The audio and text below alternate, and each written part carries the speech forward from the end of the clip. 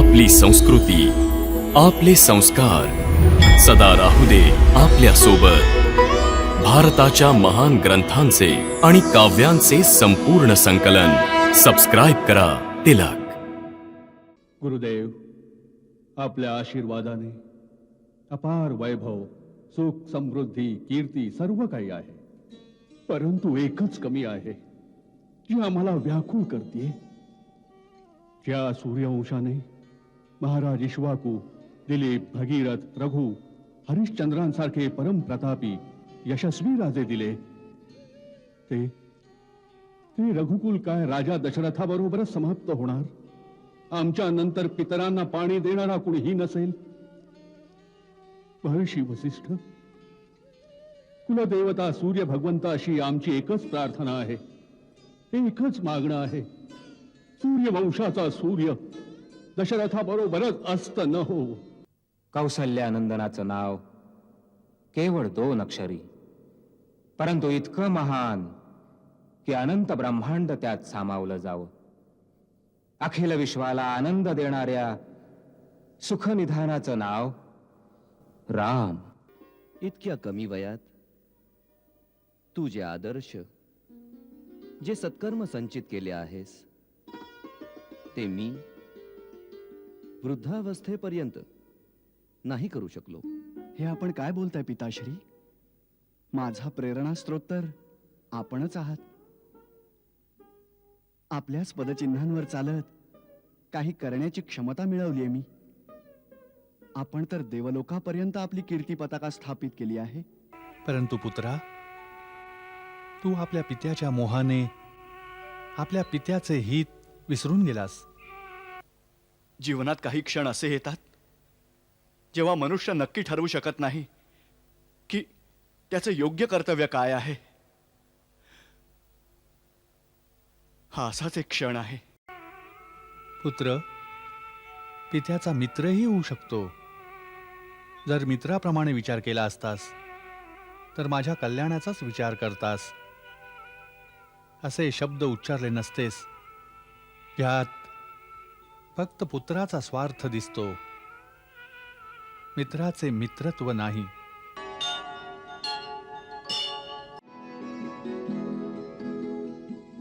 महाराज दशरथ, आज सूर्य देवता उत्तरायणात प्रवेश करीत आहे. हा फारच पुनीत मुहूर्त आहे. या शुभ मुहूर्तावर आपल्या कुलदैवताकडे जी प्रार्थना कराल ती अवश्य सफल होईल. गुरुदेव, आपल्या आशीर्वादाने अपार वैभव, सुख, समृद्धी, कीर्ती सर्व काही आहे.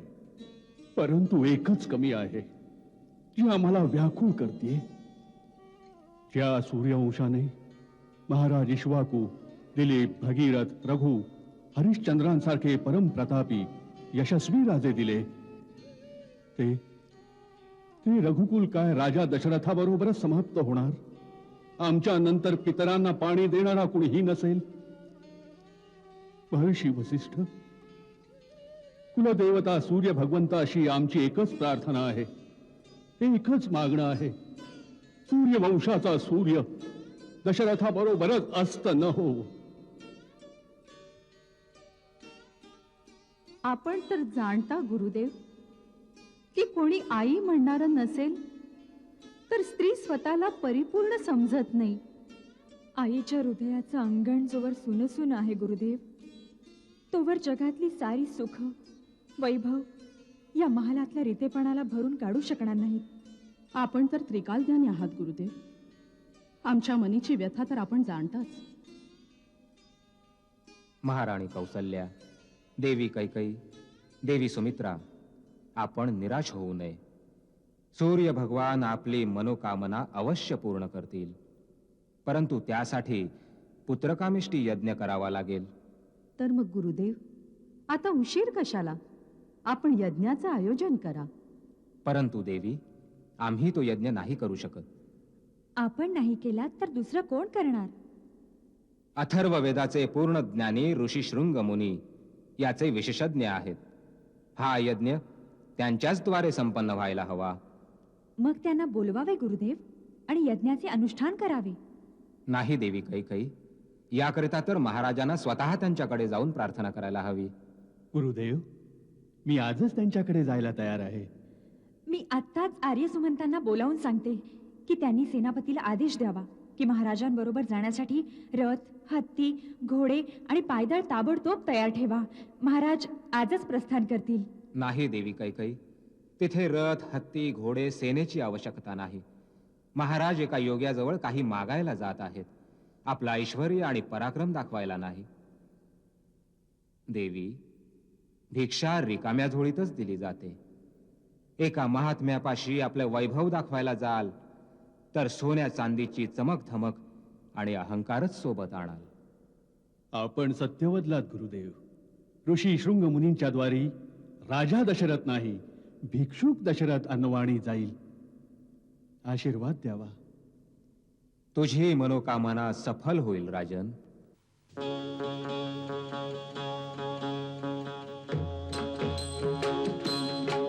चालला एक राजा जोगी मनवाया. चालला एक राजा जोगी मनवाया. जोगी मनवाया, जोगी मनवाया. जोगी मनवाया, जोगी मनवाया. जोग्याच्या चरणाशी शीश नमवाया. चालला एक राजा जोगी मनवाया.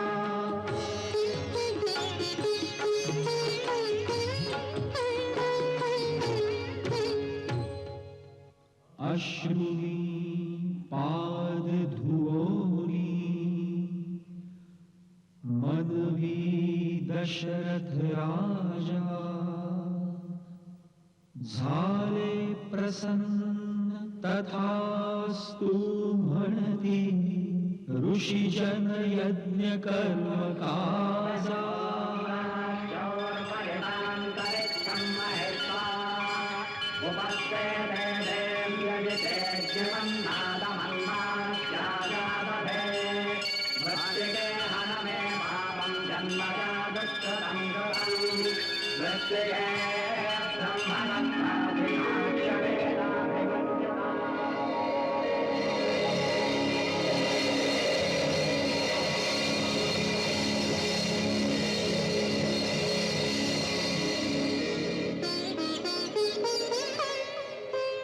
अग्निदेव मग प्रगट जाहले, खीर पात्र करी घेऊनी. पूर्ण होईल मनोकामना, म्हणे दशरथा देऊनी.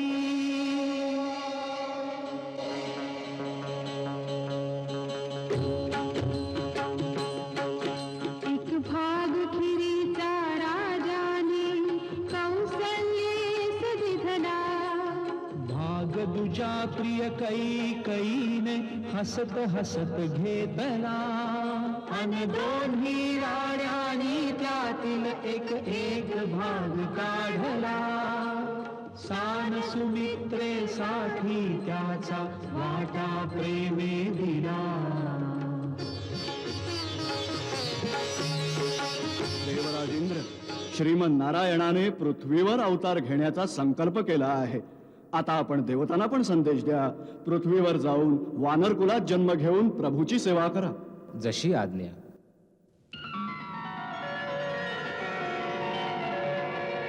नवमी तिथी मधुमास पवित्र, चैत्रातील शुद्ध तिथ वाटते सुमित्र. मध्यानी गंधयुक्त वात उष्णवाहे, पुण्यशील पुण्यात्मा जन्म घेत आहे.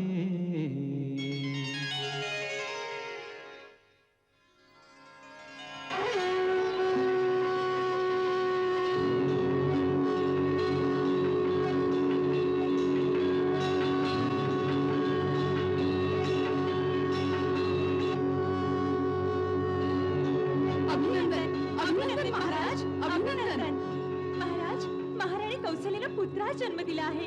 अभिनंदन महाराज.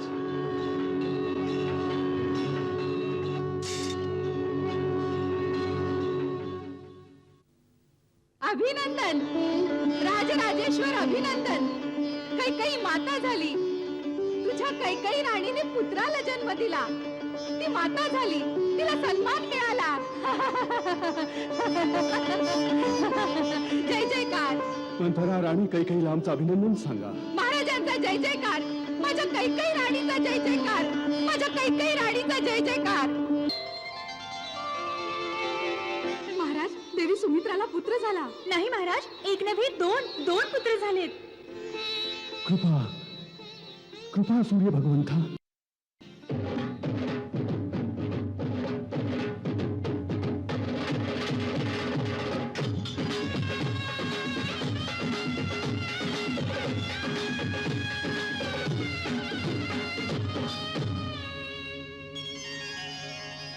अरे अवधपुरीला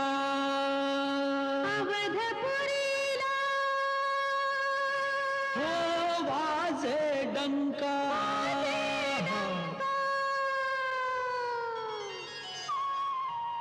हो वाजे गाजे वाजे गाजे हो डंका. हो वाजे गाजे वाजे गाजे हो डंका. हो वाजे गाजे वाजे गाजे हो डंका. हो वाजे गाजे वाजे गाजे हो डंका.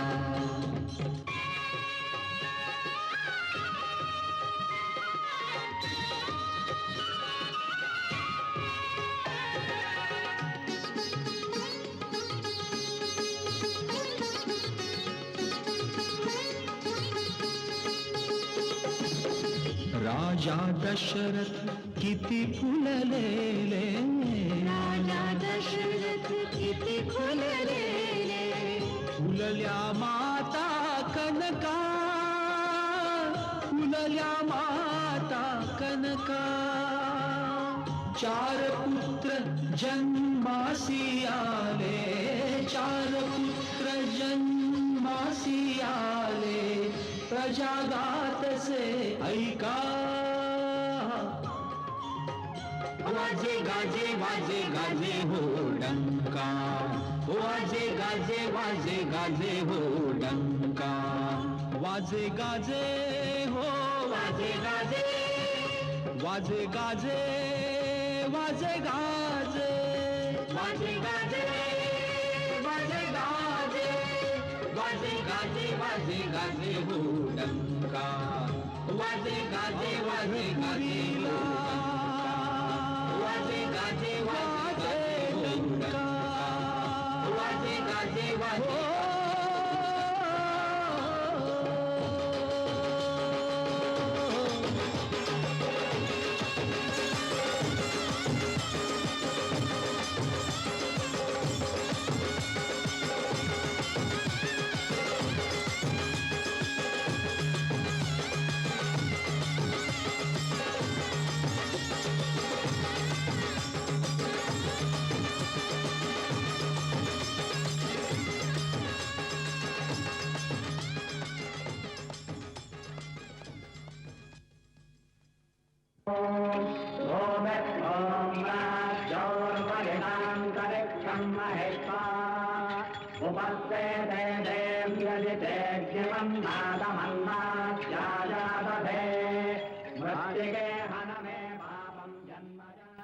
महाराज, आता आपण चारही कुमारांचं नामकरण करीत आहोत. कौसल्यानंदनाचं नाव केवळ 2 अक्षरी, परंतु इतकं महान की अनंत ब्रह्मांड त्यात सामावलं जावं. अखिल विश्वाला आनंद देणाऱ्या सुखनिधानाचं नाव राम.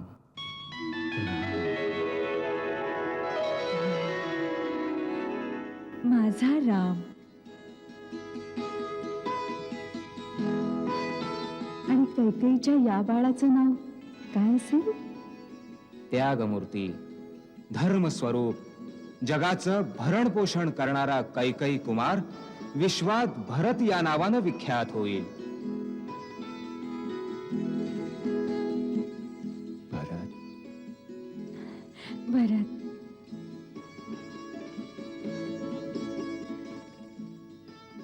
गुरुदेव, सुमित्राताईच्या या 2 सुकुमारांची आणि या राजपुत्रांची नावं काय असतील? आम्ही त्यांना काय म्हणायचं? हे समस्त गुणांनी युक्त आहेत. याचं नाव लक्ष्मण लक्ष्मण. लक्ष्मण. आणि हे छोटे कुमार.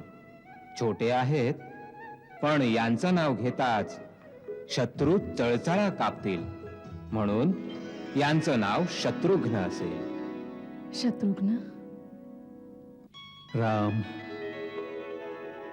भरत, लक्ष्मण, शत्रुघ्न. गुरुदेव, चारही भावांच्या कुंडलीतले ग्रह नक्षत्र कसे आहे? काय विचारता अयोध्यानाथ? हे 4 पुत्र म्हणजे जणू 4ही वेद जन्मले तुमच्या कुळात. काही दोष, काही अवरोध, काही अमंगल नाहीच तुझ्या या 4ही मंगल मूर्तींमध्ये. रघुवंशाच्या सर्व राजांमध्ये सर्वात प्रतापी यशस्वी होतील हे 4ही कुमार. एक आणखी योग दृष्टी गोचर होतो आहे. तो कोणता धर्ममूर्ती?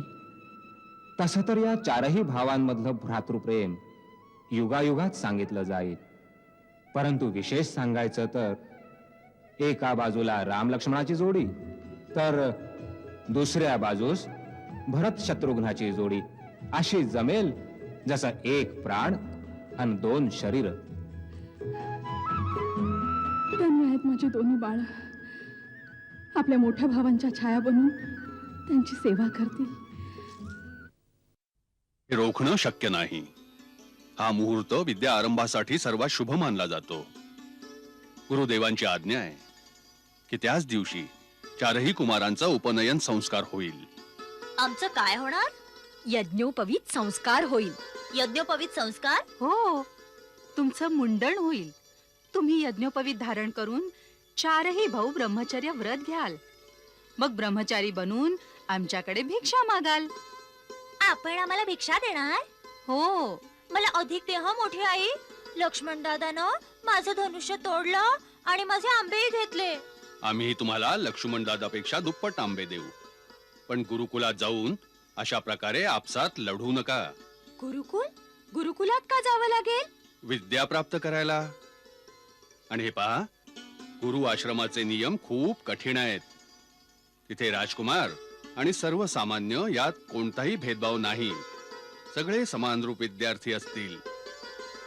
ब्रह्मचर्य व्रत घेतल्यावर पलंगावर झोपणं वर्जित आहे. भूमीवर झोपावं लागेल.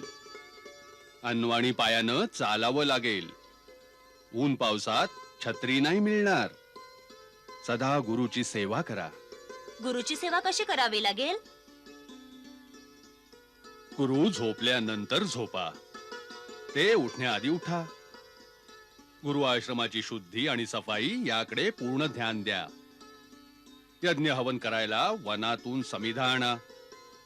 आपल्या आणि गुरुच्या निर्वाहाकरिता भिक्षा आणा. मी तर मोठ्या आईकडून भिक्षा घेऊन जाईन. सगळे संबंधी यांच्याकडे भिक्षा घ्यायला नाही जाऊ शकत. हे वर्जित आहे. का? या नियमाची काय आवश्यकता आहे? फार महत्व आहे या नियमांचं. धनी परिवारातली बालके बिना परिश्रमांची आपल्या घरातून चांगली भिक्षा आणतील.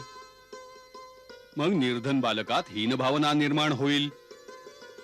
तर मग सर्व बालकांमध्ये समानतेची भावना कशी राहील?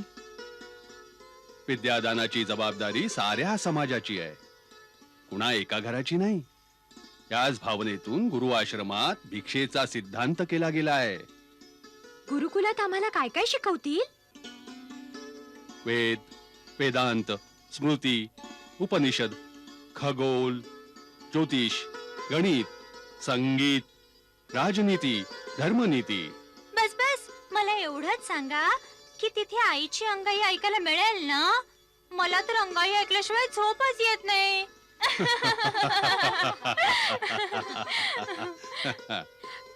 घ्या आता ऐका. गुरुदेव वशिष्ठांनी याची जन्मकुंडली बघून म्हटलं होतं, शत्रू ही चळाचळा कापेल याच्या नावानं. आणि हा जन्मभर आईची अंगाईच ऐकत राहील. मोठा वीर पुरुष होणार हा तू. का वीर पुरुष अंगाई ऐकत नाही? ऐकतात ना तेही, पण तिथे मी तुला अंगाई ऐकवेन. ह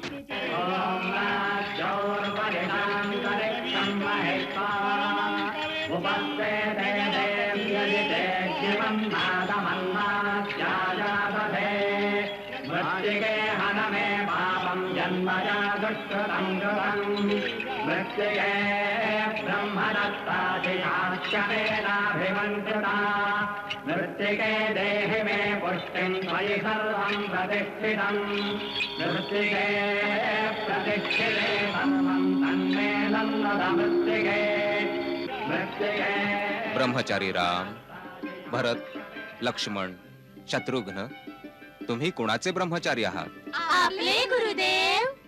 सर्वप्रथम तुम्ही ब्रह्माचे ब्रह्मचारी आहात, मग वज्रधारी इंद्राचे, नंतर अग्निदेवाचे, त्यानंतर माझे ब्रह्मचारी आहात.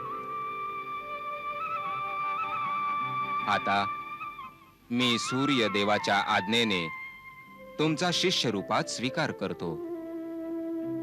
गुरु आणि शिष्य यांच्यात सर्वदा प्रेम आणि विश्वास असावा. माझे जे उत्तम गुण आहेत तुम्ही केवळ त्याचंच ग्रहण करा, माझ्या अवगुणांचं ग्रहण करू नका. आता माझा पहिला उपदेश ग्रहण करा. सत्यम वद, धर्मम चर, मातृदेवो भव, पितृदेवो भव, आचार्य देवो भव. आता चौघांनी माझ्यासह मूल मंत्राचं उच्चारण करावं. ओम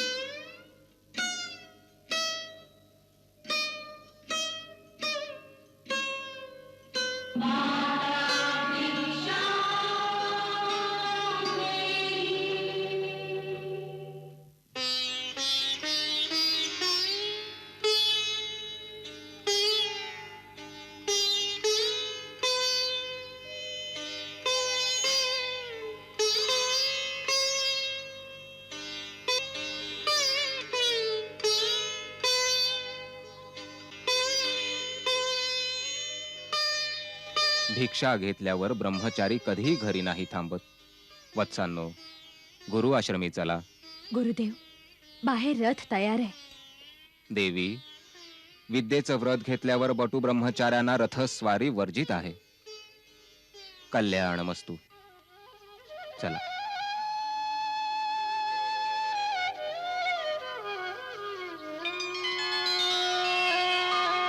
मातांच्या नयनात दाटले लपतान लपले नीर. दशरथ राजा आज भासतो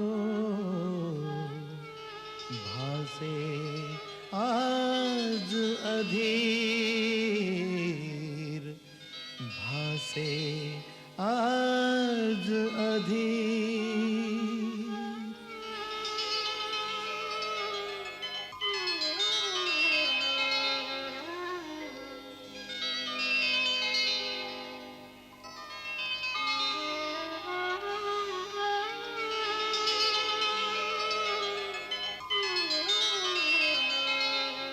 थोडस खाऊन घ्या.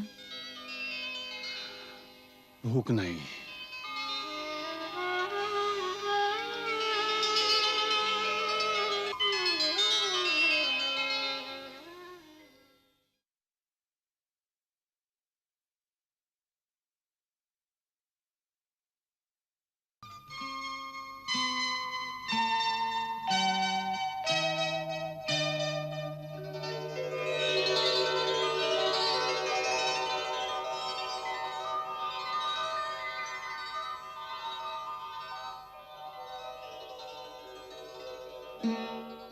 मी आपला पुत्र राम आपल्या भ्रातांसह स्वतःला आपल्या सेवेत समर्पित करत आहे. आपल्या आज्ञेचं पालन करणं आजीवन आमचा धर्म असेल. भगवंत तुम्हाला दीर्घायुष्य प्रदान करो आणि सदा सुखी ठेवो. गुरुदेव, आपल्या कृपेनं आज माझी 4 मनोरथ सफल झाली. अयोध्या नरेश, तुझी लहान अबोध बालक सोपवली होतीस. आज तीच पूर्ण पुरुष रूपात वेद वेदांत, धर्मशास्त्र, समाजशास्त्र, अर्थशास्त्र, राजनीती समस्त विद्यांमध्ये पारंगत करून आम्ही तुझ्याकडे सोपवित आहोत.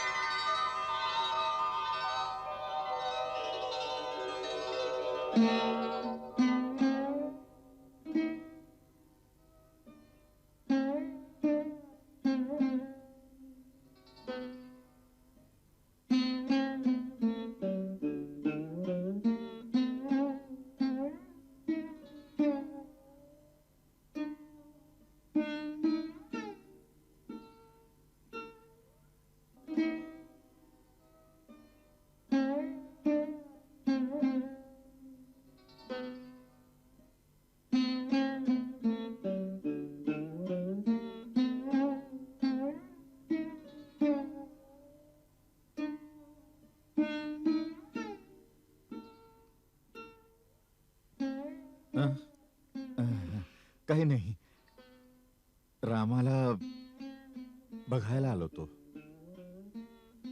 त्याला बघितल्याशिवाय झोप नाही येत. जागू नको नको, केवळ बघायचंच होतं.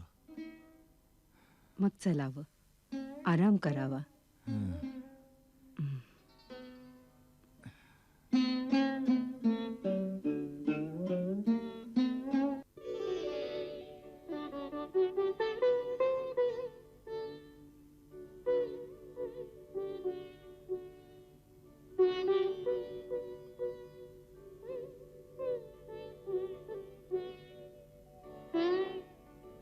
आपलं स्वागत आहे तपोनिधी. सुस्वागतम सुस्वागतम मुनिश्रेष्ठ. आपल्या चरणस्पर्शाने अयोध्या नगरी धन्य झाली आहे. यावं मुनिवर्य, हे घर पावन करावं. यावं. यावं.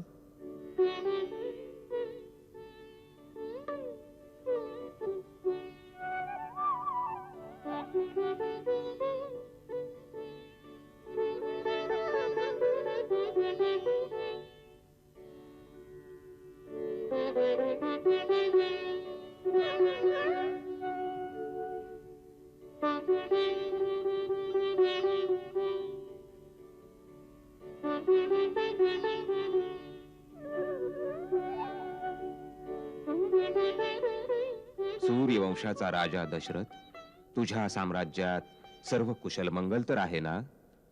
जेथे आपल्यासारख्या पुण्यविभूतीचे चरणकमल लागतील तेथे सर्व मंगलमयच असणार. आपल्या आगमनाने माझे घर तीर्थमय झाले, माझे जीवन धन्य झाले. अयोध्यानाथ, तुझा शिष्टाचार आणि तुझी विनम्रता बघून आम्ही प्रसन्न झालो. आम्हाला विश्वास वाटतो की तुझ्या राज्यात ऋषी मुनींचे धर्म आणि सत्कर्म निर्विघ्न पूर्ण होतील. धर्म आणि सत्कर्म यांच्या सेवेत सर्वस्व समर्पण करण्यात रघुकुलातील प्रत्येक जण वचनबद्ध आहे. आज्ञा करावी मुनींद्र. कोणत्या विपत्तीमुळे आपले येथे येणे घडले? आपली जी आज्ञा असेल ती दशरथ आपला प्राण देऊनही पूर्ण करेल. धन्य आहेस रघुकुल शिरोमणी. या पृथ्वी तलावर दुसऱ्या कुणाच्याही मुखातून असे उदार उद्गार संभवत नाहीत. आणि का नाही? आपल्याला वसिष्ठांसारख्या ब्रह्मर्षींचा उपदेश जो प्राप्त झाला आहे. राजन, आमच्या हृदयी जी गोष्ट आहे, आम्ही ज्या कार्याकरता आलो आहोत ते कार्य पूर्ण कर, बस. आपण आज्ञा करायचाच फक्त अवकाश आहे. राजन, तपोवनात असुरांचे उत्पात दिन प्रतिदिन वाढतच जात आहेत.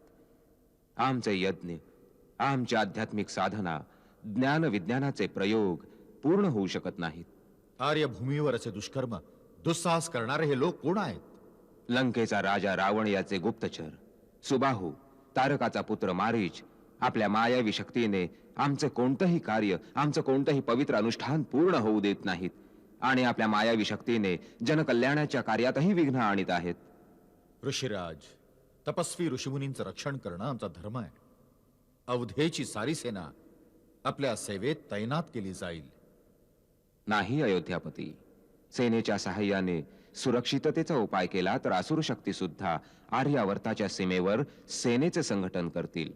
आणि त्याकरता आता योग्य समय नाहीये. तर मग आम्ही कोणत्या प्रकारे आपण सहाय्य करू शकतो? आम्ही तुझ्याजवळ तुझा राम मागायला आलोय. आम्हाला केवळ राम दे. आमच्या रक्षणाचा उपाय तोच आहे. राम? नाही नाही, तो छोटासा बालक आपल्या कार्यास कसं सिद्ध करू शकेल? आपण मला आज्ञा करावी. आपल्या पराक्रमी सेनेसोबत मी स्वतः सर्वांपुढे राहून आपल्या जागेचं रक्षण करीन. जोपर्यंत शरीरात प्राण आहेत तोपर्यंत आपल्या अनुष्ठानावर आच येऊ देणार नाही. राम तर अजून बालक आहे. त्याला युद्धाच्या डावपेचांचा अनुभव नाही. शत्रूचा बलाबल, असुरांचं छळ कपट त्याला नाही कळणार. मी माझ्या रामाला आपल्या समवेत कसा पाठवू? हे नाही होऊ शकत. बस राजन, धर्म आणि आदर्शांच्या मोठ्या मोठ्या गोष्टी करणं वेगळी गोष्ट आहे आणि त्यांना निभावणं वेगळी गोष्ट आहे. तुझ्या पूर्वजांनी आपलं वचन निभावण्याकरता काय केलं नाही? महाराज शिवी यांनी एका कबुतराकरता आपल्या शरीराचे तुकडे तुकडे करून टाकले. महाराज हरिश्चंद्रांनी आपल्या वचनपूर्ती करता आपला पुत्र आणि आपली पत्नी यांना विकून टाकलं. आणि एक तू आहेस, आपल्या पूर्वजांच्या कीर्तीला कलंक लावित आहेस. आमची इच्छा पूर्ण करण्याची प्रतिज्ञा केली होतीस, ती मोडत आहेस. ठीक आहे राजन, आम्ही ज्याप्रमाणे आलो होतो त्याप्रमाणे निघून जाऊ. क्रोध नका करू मुनिवर. तुम्ही मला पूज्य देवासमान आहात. माझ्यावर अनुग्रह करा. रावणाचा वेग तर देव, दानव, गंधर्व, किन्नर आणि नाग ही सहन नाही करू शकत. माझा छोटासा, माझा छकुला राम त्या रावणाशी एकटा कशी टक्कर देऊ शकेल? माझ्या पुत्रावर दया करा. माझ्या पुत्रावर दया करा. महर्षी वसिष्ठ, महाराज दशरथांची नजर अजून रामाच्या दिव्य तेजाला ओळखू शकली नाही. परंतु आपण तर जाणताच, आपणच यांना समजवा. ब्रह्मर्षी विश्वामित्र योग्यच सांगताहेत राजन. राम युद्ध विद्येचं वेगळं दर्शन घडवणार आहे. तो स्वयं मंगल भवन अमंगलहारी आहे. समय आणि काळ उलटून जाईल, युग बदलतील. वसिष्ठ आणि विश्वामित्र पुस्तकाच्या पानावर लिखित अवस्थेत राहतील, पण रामाचं नाव धर्म आणि संस्कृती यांची ओळख बनून अमर अविनाशी असेल. परंतु गुरुदेव आपण नाही राजन, तू जाणत नाहीस. विश्वामित्र तर तुझ्या पुत्राच्या कल्याणाकरताच त्याला घ्यायला आले आहेत. नाहीतर महर्षी विश्वामित्र स्वतः सुबाहू, मारीच यासारख्या असुरांचा नाश करायला समर्थ आहेत. परंतु ते सारा गौरव रामाला देऊ इच्छित आहेत. राजन, शंका धरू नकोस. रामाला त्यांच्या चरणी समर्पित कर. त्यातच साऱ्यांचं कल्याण आहे. शक्य आहे, यातच सगळ्यांचं कल्याण असेल. आपण गुरुजनांची आज्ञा शिरसावंद्य मानतो. सुमंत, महाराज, रामाला पाठवण्याची तयारी करा. जशी आज्ञा.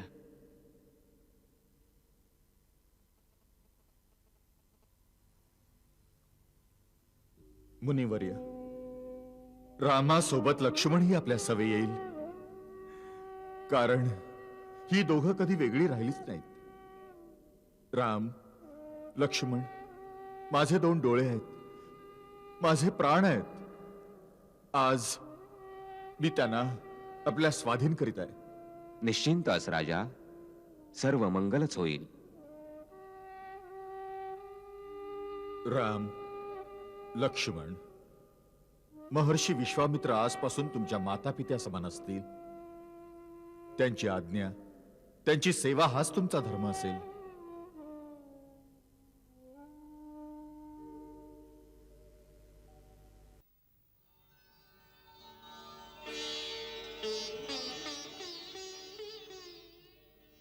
मी मिथिलेचे महाराज जनक यांचा दूत देवव्रत, अयोध्येचे महाराज दशरथ आणि पूज्यवर महर्षी वसिष्ठ यांच्या चरणी सादर प्रणाम करतो. अयोध्येत आपलं स्वागत आहे श्रीमंत देवव्रत. प्रणाम. मी महाराजांच्या सेवेसी मिथिलेचा शुभ संदेश घेऊन आलो आहे. आपला संदेश कुमार भरताने आम्हाला ऐकवला आहे. आता यापुढे काय आदेश आहे प्रभू? माझ्या महाराजांनी पूज्य विश्वामित्रांच्या आदेशाने आपल्या सेवेत निवेदन केलं आहे की आपण आपले उपाध्याय, कुलपुरोहित, बंधू बांधवांसह वरात घेऊन मिथिलापुरीत येण्याची कृपा करावी. या संबंधात गुरुदेवांनी आपला निर्णय प्रदान करावा. त्याला अनुसरून कार्य केले जाईल. आर्य देवव्रत, अयोध्यापतींच्याकडून महाराज जनकांच्या सेवेचे निवेदन करावे की आम्ही आपल्या निमंत्रणाचा स्वीकार करतो. आम्ही शीघ्र शुभ मुहूर्तावर वरात घेऊन जनकपुरीस पोहोचू आणि आमच्याकडून मिथिला नरेशास सांगावे की मिथिला आणि अयोध्या यांचा हा संगम मोठा शुभ आहे. या संबंधाच्या द्वारे आर्यवर्तांच्या दोन महान शक्तींचं मिलन होईल. पूजनीय महामुनी, मी आपल्या महाराज जनकांकडून या आशीर्वादाकरता आपल्याला धन्यवाद देतो. महाराज, मला जनकपुरीस जाण्याची आज्ञा प्रदान करा, ज्याने मी आपण येत आहात हा समाचार आपल्या महाराजांपर्यंत शीघ्र पोहोचू शकेन. आपल्याला आमच्याकडून अनुमती आहे आर्य देवव्रत. तेथे जाऊन आमच्या दोन्ही बालकांना आमचा स्नेह संदेश आणि शुभाशीष द्या. श्रीरामांना सांगा, तुझ्याशिवाय तुझे पिता त्याच प्रकारे जगत आहेत जसा स्वातीच्या प्रतीक्षेत चातक जगतो. श्रीराम आणि लक्ष्मणाला बालक म्हणणं आपला अधिकार आहे महाराज, परंतु साऱ्या विश्वासाठी ते दोघं पराक्रम आणि वीरतेचा अवतार आहेत. अशा दिव्य आणि यशस्वी पुत्रांचा पिता होण्याचं सौभाग्य तर देवतांसाठीही दुर्लभ आहे. आपल्यासारख्या भाग्यशालींच्या दर्शनानं मी धन्य झालो आहे. खूप सुंदर वार्तालाप करतोस देवव्रत. तू आमच्या पुत्रांचा शुभ समाचार आणला आहेस, म्हणून आमची स्नेहभेट स्वीकार कर.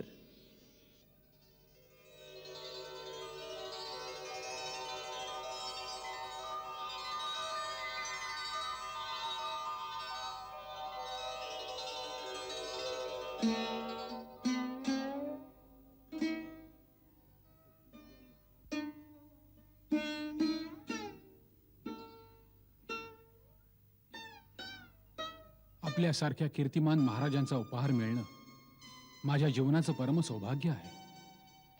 परंतु महाराज, हे आमच्या मुलीचं सासर आहे. इथून काही घेणं नीती आणि परंपरेच्या विरुद्ध आहे. महाराज, मला क्षमा करण्याची कृपा करा. धन्य आहेस, धन्य आहेस. महात्मा जनकाच्या राजदूतातच असे संस्कार असू शकतात. राजन, आर्य देवव्रताची प्रतिक्रिया उचित आहे. महाराज, मला आज्ञा द्या.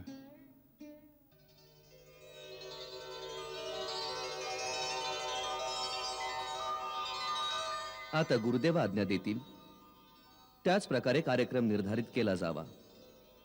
राजन, सुंदर संयोग जुळत आहे. रामाच्या वरात प्रस्थानाकरिता परवा सूर्योदयाच्या 3 घटिकांनंतर मध्यान्ह प्रारंभ होताच शुभमुहूर्त येतो आहे. गौरी गणेशांना नमून प्रस्थान करावे.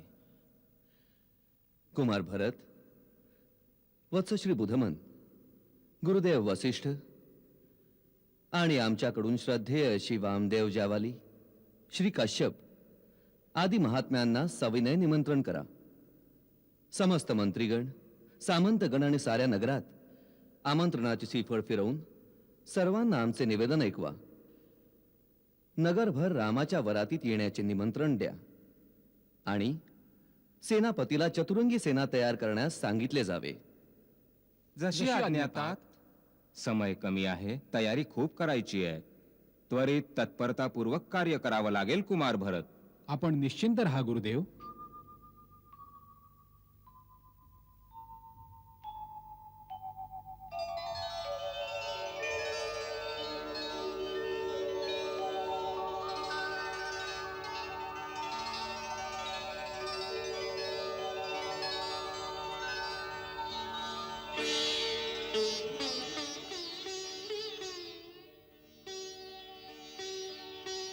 आर्य सुमंत, महाराणीजी, रामाच्या मंगल कामने करता मी अनुष्ठान केलं आहे.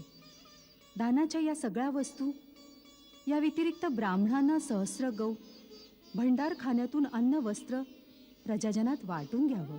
जशी आज्ञा महाराणीजी. या समयाला महाराजांनीही राजकोषाचं द्वार खुलं केलं आहे.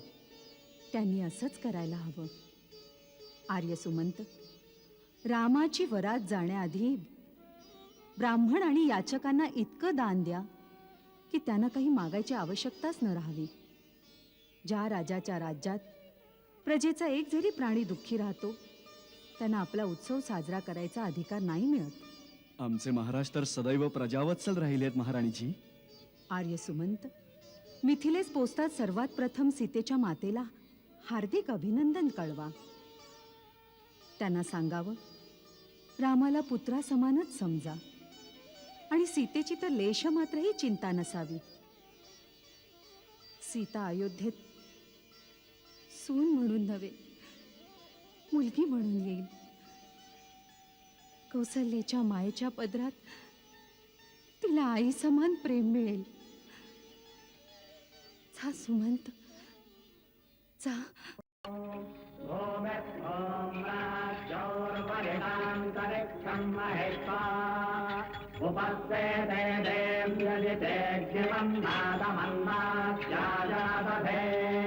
मृत्तिके हनमे पापं जन्मजा दुष्कृतं कृतं मृत्तिके ब्रह्मदत्तादिशाश्चपेनाभिमन्त्रिता मृत्तिके देहि मे पुष्टिं त्वयि सर्वं प्रतिष्ठितं मृत्तिके.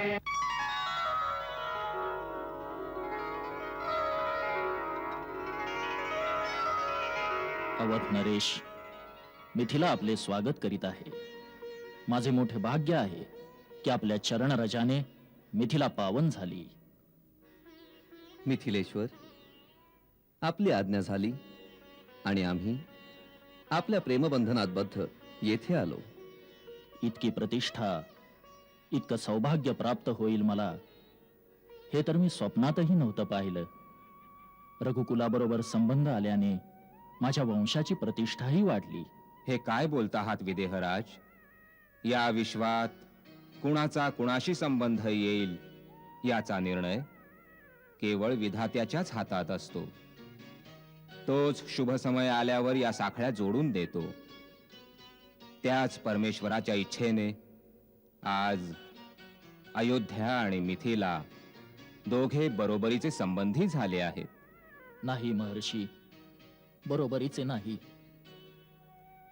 मी तर कन्येचा पिता आहे, आपला दास आहे. माझी आणि आपली बरोबरी कशी? आपण ठीक म्हणालात महाराज जनक. आमची आणि आपली बरोबरी कशी होऊ शकेल? आज आपण दाता आहात आणि मी एक याचक, एक भिकारी, जो आपल्या द्वारावर आपल्या कन्येचे दान मागायला आला आहे. देणारा दाता तर सदाच महान असतो. शास्त्रही सांगते, प्रतिग्रहो दातृवश. घेणारा दात्याच्या अधीन असतो. याकरिता आपण जी आज्ञा कराल ती आम्हास शिरोधार्य असेल. आपण तर पुण्यवान आहात महाराज दशरथ. आपल्या स्नेहाच्या बंधनात आपण विदेहीलाही बांधून टाकलत. आपल्या समवेत देवतातुल्य वसिष्ठ, वामदेवजी अशा महान विभूतींच्या स्वागतामुळे अभिमानाने माझे मस्तकही उंचावले. विदेहीराज, माझा विचार आहे की महाराज दशरथ, महर्षी वसिष्ठ आणि वरातीत आलेल्या अतिथींना यात्रेच्या ठिकाणी घेऊन जाण्यासाठी विश्राम करू द्यावा. प्रातः शुभ मुहूर्ताला आपण दोघं संबंधी गुरुजनांसोबत बसून श्रीराम आणि राजकुमारी सीता यांच्या विवाहाची चर्चा केलीत तर उचित होईल.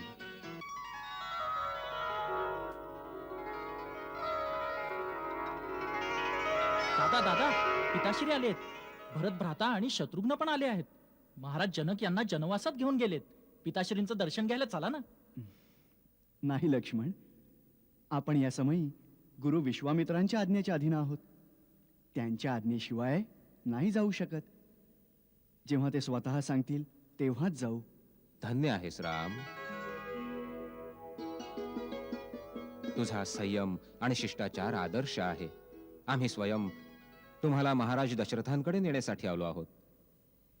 या चला.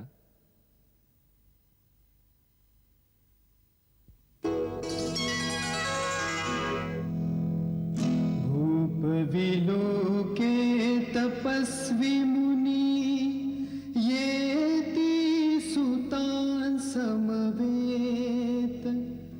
उठे हर्ष सुख सिंधु मनी साठवी पुत्र नजरेत.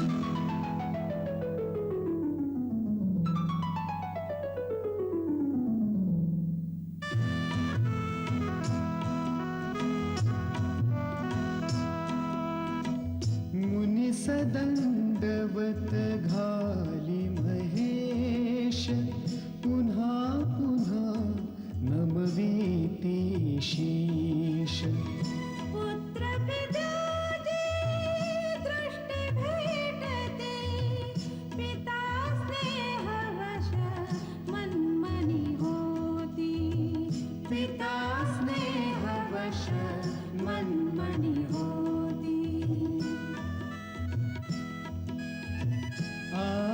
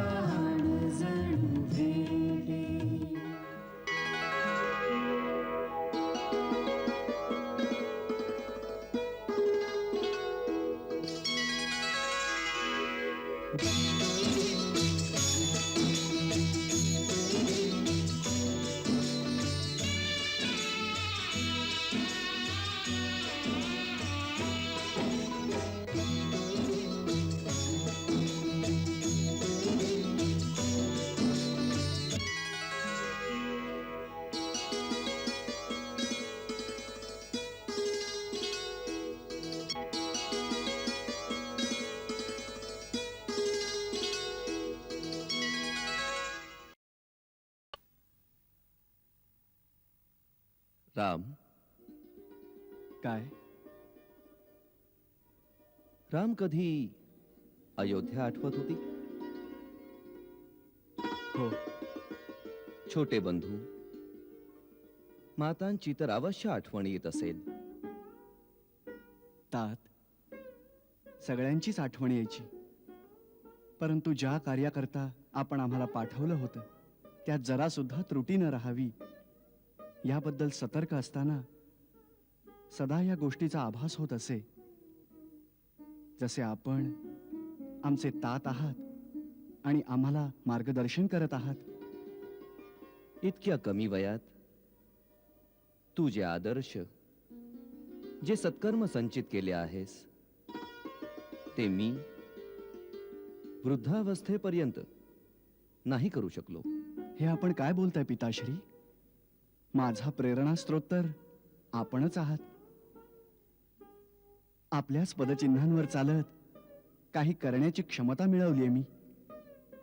आपण तर देवलोकापर्यंत आपली कीर्ती पताका स्थापित केली आहे. ते जे काही केलं, एका राजानं आपली कीर्ती, आपली आकांक्षा, आपला प्रभाव, आपल्या सत्तेचा दबदबा प्रस्थापित करण्याकरता केलं. परंतु तू जे काही केलंयस, पित्याची आज्ञा, गुरुजनांची सेवा, प्रजापालन, वैष्णव, मुनिजन, तपस्वी यांच्या सुरक्षेकरता केलं आहेस. त्यातच तुझी महानता आहे. तुझ्यासारख्या आदर्श पुत्राच्या प्राप्तीने न केवळ तुझे माता पिता तर पूर्ण रघुवंशी पितरांचे मस्तक गर्वाने उंच झाले आहे.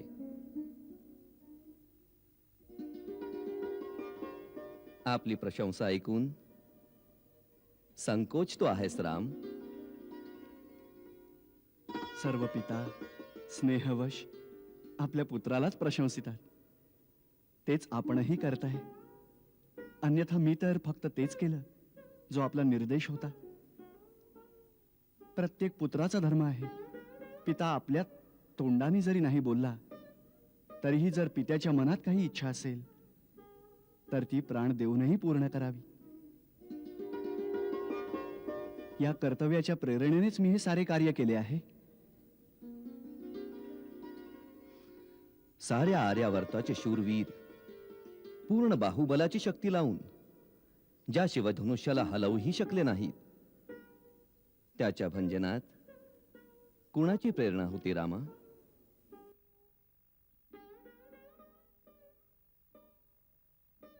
जा, विश्राम कर. जोपर्यंत मी प्रशंसा करीत राहीन तू संकोचाने मिटून जाशील. जा वत्सा.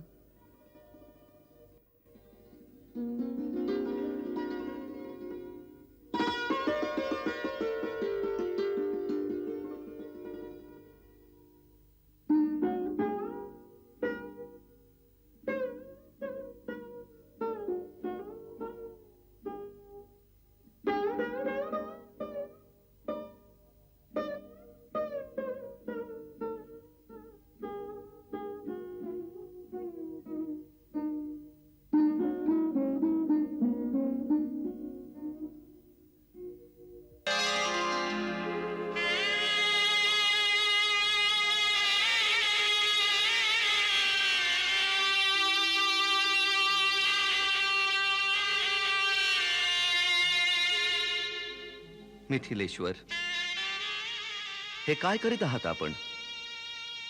आपलं स्थान तर खूप उंच आहे.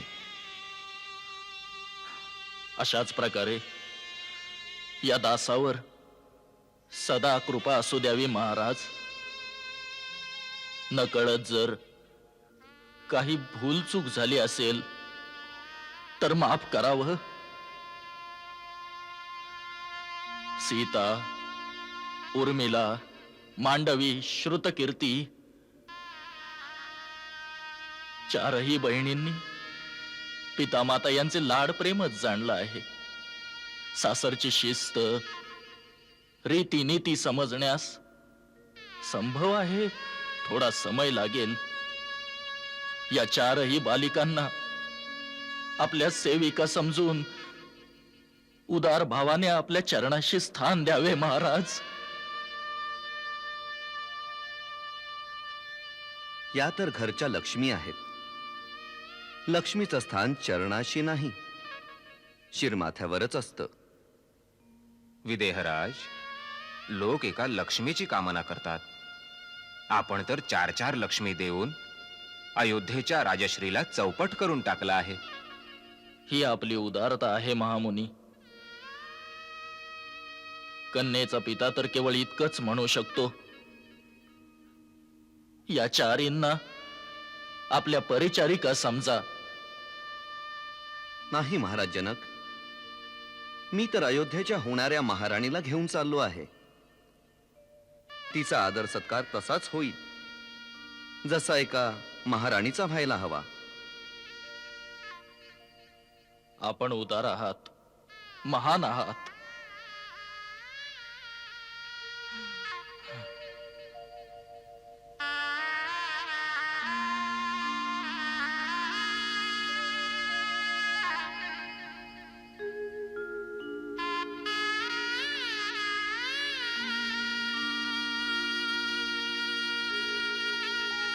महाराज, पाठवणीचा समय आला आहे. कन्यांना निरोप द्यावा.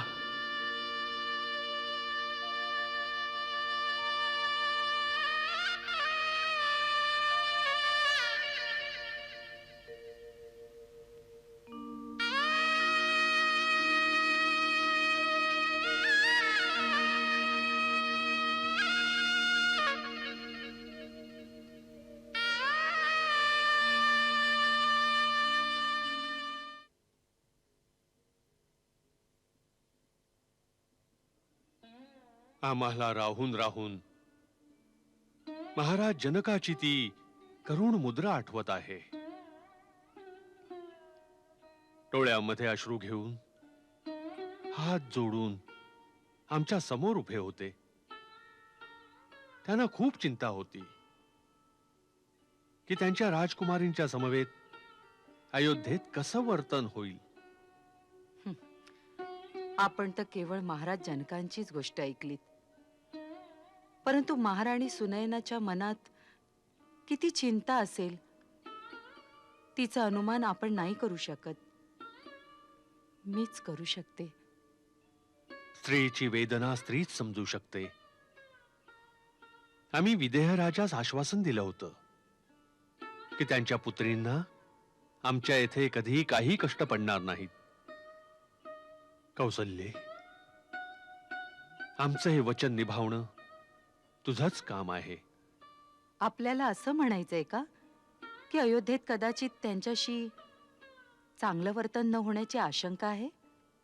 नाही नाही, आम्ही असा विचारही नाही करू शकत. परंतु केवळ चांगलं वर्तनच तर पर्याप्त नाही. सारं जीवन लाड प्रेमात व्यतीत केल्यावर मुलगी जेव्हा अकस्मात एका नव्या घरात येते तेव्हा तिच्या अंतरात केवढी भयशंका येत असेल. कोण कसं वर्तन करेल, कोण काय म्हणेल असा विचार करत असेल. हा समय तिला आश्वासन देण्याचा आहे. ज्यायोगे तिला वाटेल की तिला आपल्या घराहूनही अधिक प्रेम इथे मिळणार आहे. तू सर्वात मोठी आहेस म्हणून ही जबाबदारी आम्ही तुझ्यावर सोपित आहोत. जसं पापण्यांच्या मदतीने आपले डोळे सुरक्षित राहतात, त्याच प्रकारे या चौघींना आपल्या प्रेमाच्या पदरात लपेटून ठेव. आपण निश्चिंत राहा. त्या थोड्याच दिवसात मिथिला विसरून जातील. आपल्याला अनुमती देणं फार कठीण आहे मुनिवर. आपल्याच कृपेने आज रघुवंशाच्या कीर्तीवर 4 चांद लागलेत. आम्हाला तर वाटलं होतं की आपण आम्हाला आपल्या चरणांपासून दूर नाही करणार. जर आमच्याकडून काही चूकभूल झाली असेल तर आपण उदारपणाने क्षमा कराल, परंतु अयोध्या सोडून नाही जाणार. मुनिवर, आता ही अयोध्या आपली आहे. मला, माझ्या मुलानं, समस्त परिवाराला आपलं सेवक मानून इथे राहण्याची कृपा करावी. राजन, आपण आमच्या चारही बाजूला आपल्या निश्चल प्रेमाचं सुंदर जाळं पसरवत आहात. त्यामुळे आमच्या मनामध्ये मोहमय दुर्बलता येऊ लागली आहे. त्यामुळे हीच वेळ आहे की आम्हाला ममतेचं हे बंधन तोडून टाकलं पाहिजे. जेव्हा एक कर्तव्य सफलतापूर्वक पूर्ण होऊन जाईल तेव्हा मनुष्य भावी कर्तव्यपथावर पुढे जातो. थोड्या वेळासाठी जरी या सफलतेच्या मायेमध्ये फसला तर माया त्याला पकडून ठेवते. ब्रह्मर्षी, जर आपणच या जाळ्यात फसलात तर आमच्यासारख्या सामान्य माणसाचं काय होईल? हा भावनांचं नैवेद्यच तर मोहांचं जाळं आहे राजन. शास्त्र सांगतं की मनुष्य जेव्हा आपली सांसारिक कर्तव्ये पुरी करतो तेव्हा त्याने आपला पुत्र, पत्नी, मित्र या परिवाराच्या भावनांची बंधने योग्य समयी स्वतःच तोडून आपल्या आध्यात्मिक उन्नतीकडे वाटचाल करावी. जर हा दिवस चुकला तर त्याला केवळ मृत्यूच्याच समयी ज्ञात होईल. आणि म्हणूनच उत्तम हेच आहे की त्याने स्वतःच जागं व्हावं. महामुनी वसिष्ठ, आता आम्हाला आज्ञा द्यावी. मुनिवर, आपल्या इथे राहण्याने जो आध्यात्मिक प्रकाश चारी बाजूला पसरलेला असतो त्यापासून वंचित व्हायला आमचं मन नाही तयार होत.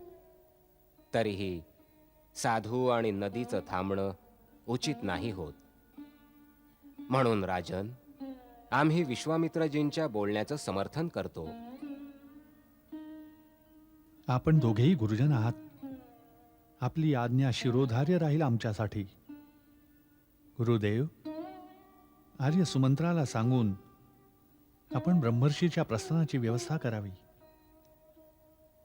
कल्याण मस्तू.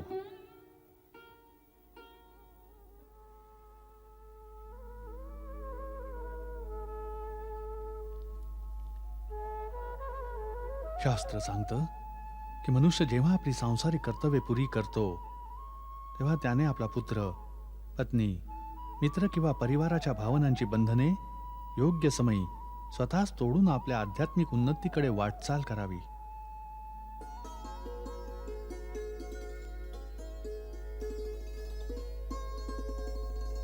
जर हा दिवस चुकला तर त्याला केवळ मृत्यूच्याच समयी ज्ञात होईल. आणि म्हणूनच उत्तम हेच आहे की त्याने स्वतःच जागं व्हावं.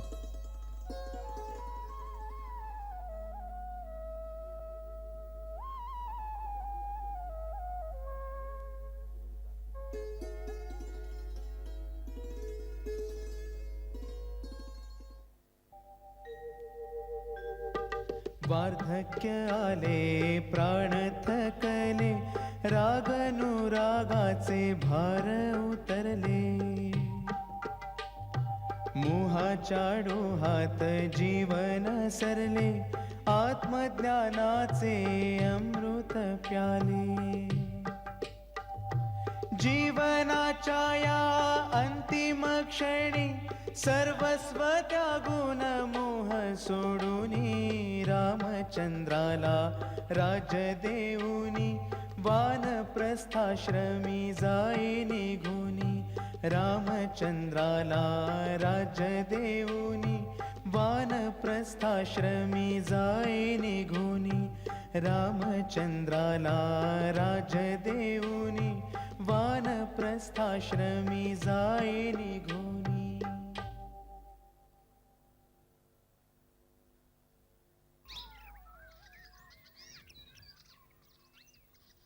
गुरुदेव, महाराज श्री दशरथजी आश्रमात येत आहेत. महाराज दशरथ आश्रमात?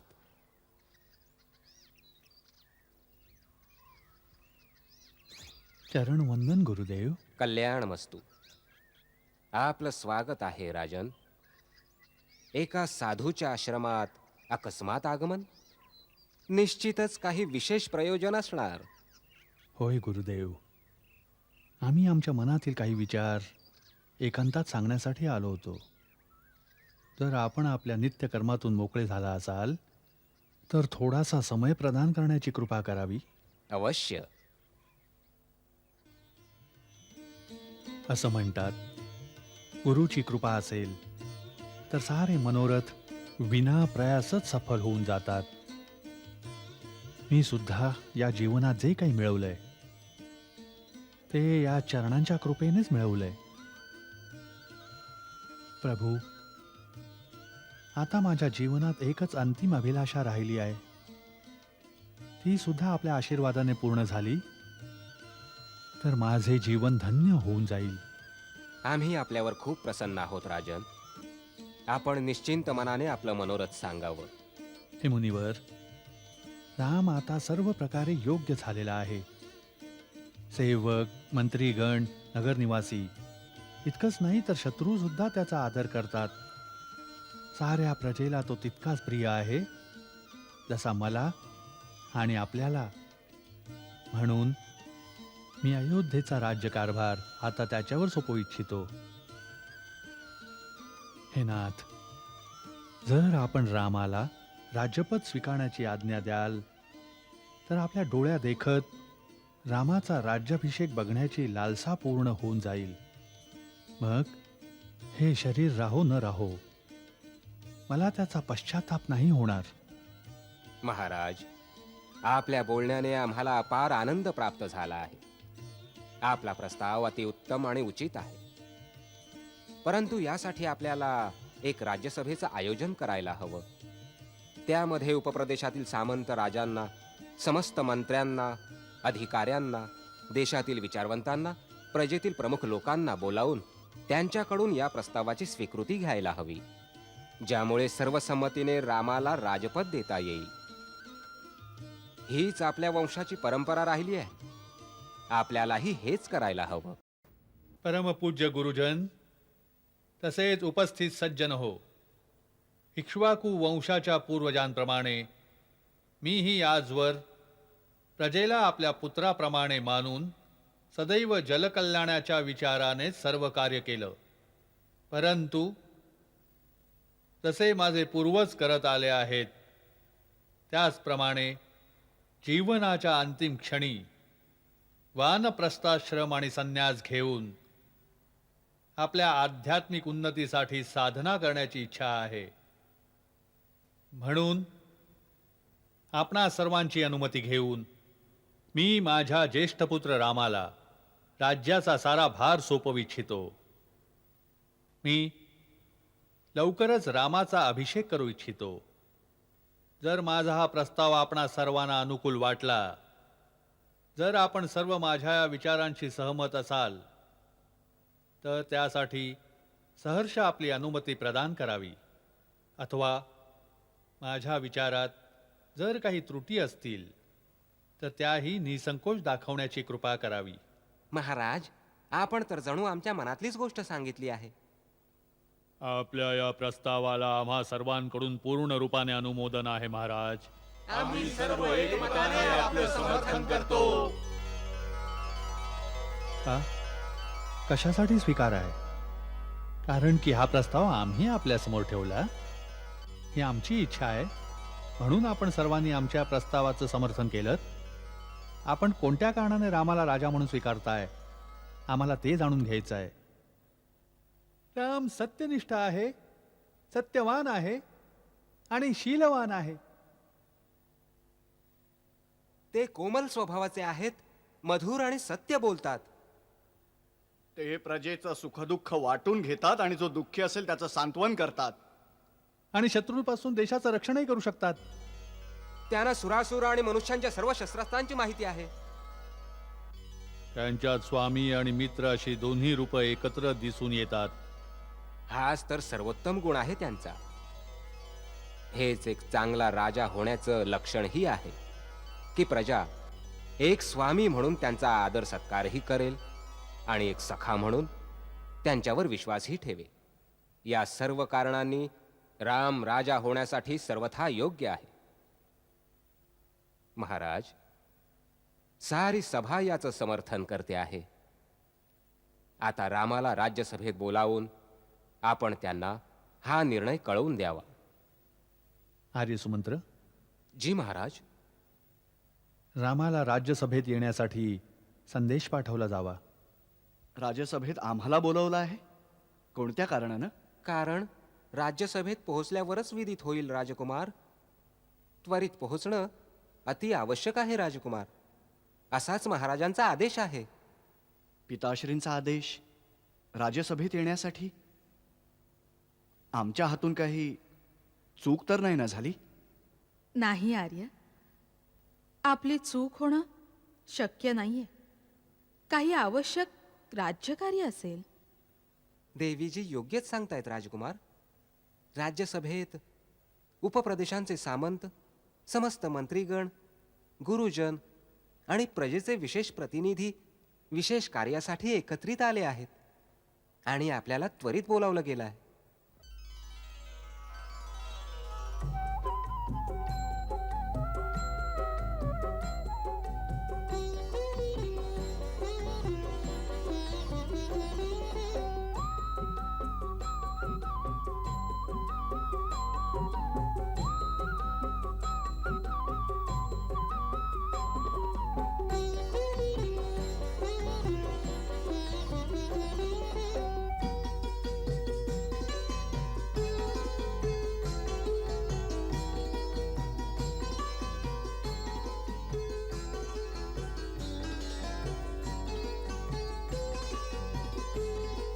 मी आपला पुत्र राम श्री चरणांशी प्रणाम करतो. मी आपल्या आदेशाप्रमाणे आपल्या सेवेसाठी उपस्थित झालो आहे. आज्ञा करावी. राम, सभेमध्ये उपस्थित सामंत आणि मंत्रीगण आणि प्रजाजनांनी सर्व संमतीने हा निश्चय केला आहे की तुला युवराजपद बहाल करून तुझा राज्याभिषेक केला जावा. तुझ्या गुणांचा विचार करून सगळ्यांना विश्वास आहे की तू एक धर्मात्मा आणि प्रजापालक राजा बनशील. तुझ्या लोकप्रियतेच्या कारणाने राजपद ग्रहण केल्यानंतर या राष्ट्रामध्ये शांतीभंगाची कोणतीही शंका नसेल आणि तुझ्या वीरतेच्या कारणाने राष्ट्राच्या सुरक्षेसंबंधात काहीही भय नसेल. यासाठी तू हे राजपद स्वीकारून राज्यभार सांभाळावा. मुनिवर, माझ्या स्पष्टपणाबद्दल क्षमा करा. माझ्या मतानं हा निश्चय अनुचित आहे. जर पिताश्री त्यांची कीर्ती आणि पराक्रमामुळे अजूनपर्यंत तिन्ही लोकात आपल्या यशाचा दबदबा ठेवून आहेत, तर असा परमप्रतापी आणि कीर्तिमान पिता हयात असताना त्यांचं राज्यपद ग्रहण करण्याचा प्रस्ताव मी स्वीकारीन. आपण असा विचार कसा करू शकता?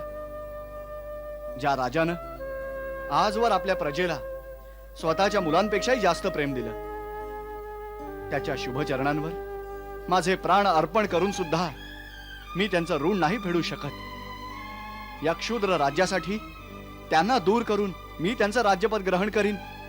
माझ्याविषयी असा विचार करून आपण माझ्यावर फार मोठा अन्याय केला आहे.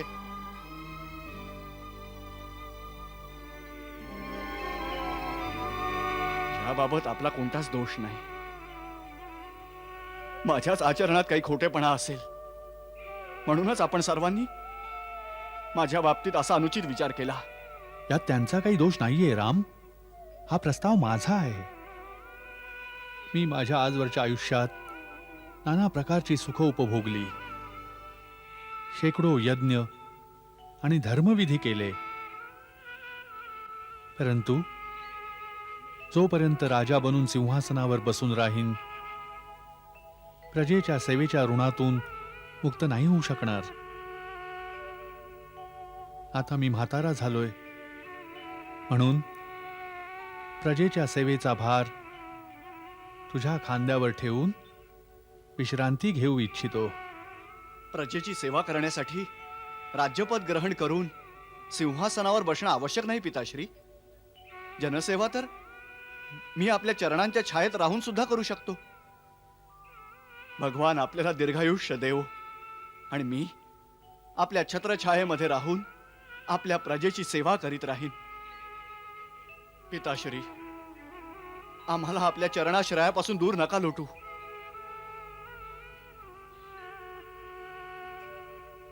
राम, तूच असं बोलू शकतोस, कारण की तू मर्यादेची मूर्ती आहेस.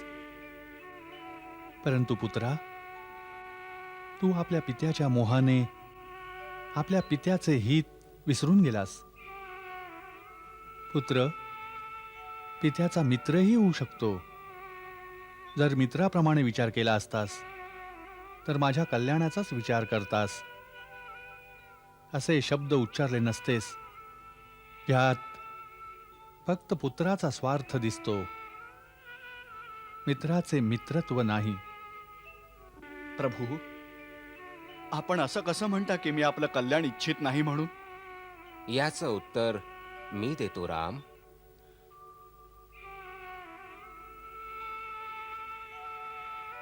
सांगावं गुरुदेव.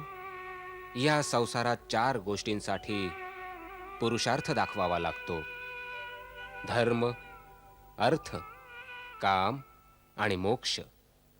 वीर पुरुष जेव्हा आपला धर्म, अर्थ आणि काम यांची साधना करतात, पूर्ण काम होऊन जातात, तेव्हा त्यांचं अंतिम कर्तव्य असतं की त्यांनी आपला आध्यात्मिक विकास करावा.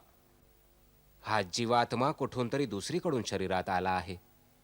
हे शरीर एक दिवस मरणार आहे. म्हणून त्यानंतर त्या जीवाला, आत्म्याला सोडून कुठं जायचं आहे याचा विचार करणं, पुढील मार्गाचा अवलंब करणं, हेही एक परम कर्तव्य आहे. याच्या पूर्वीच की मृत्यू येऊन त्याचे सांसारिक बंधन तोडून टाकेल, मनुष्याला पाहिजे की तो स्वतः या बंधनांना तोडून आपल्या आत्म्याला परमात्म्याशी जोडण्याचा पुरुषार्थ करू शकेल. काय तुला नाही वाटत तुझ्या पित्यानेही आपल्या परलोक प्रवासाची योग्य साधना करावी? पितृमोहाला बळी पडून तू त्यांच्या मार्गातला अडसर का बनू पाहतोयस? राम, या समयी पुत्राच्या नात्याने तुझी भावना बलशाली आहे, परंतु लक्षात ठेव, कर्तव्य भावनेपेक्षा महान असते. या क्षणी हेच तुझं कर्तव्य आहे. भावना आणि मोहाला सोडून दे. गुरुदेव, जीवनात काही क्षण असे येतात जेव्हा मनुष्य नक्की ठरवू शकत नाही की त्याचं योग्य कर्तव्य काय आहे. हा असाच एक क्षण आहे.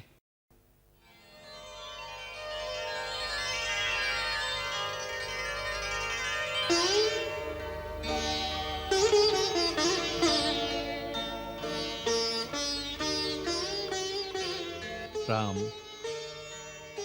गुरु जे सांगत आहेत त्यामध्ये माझं कल्याण आहे.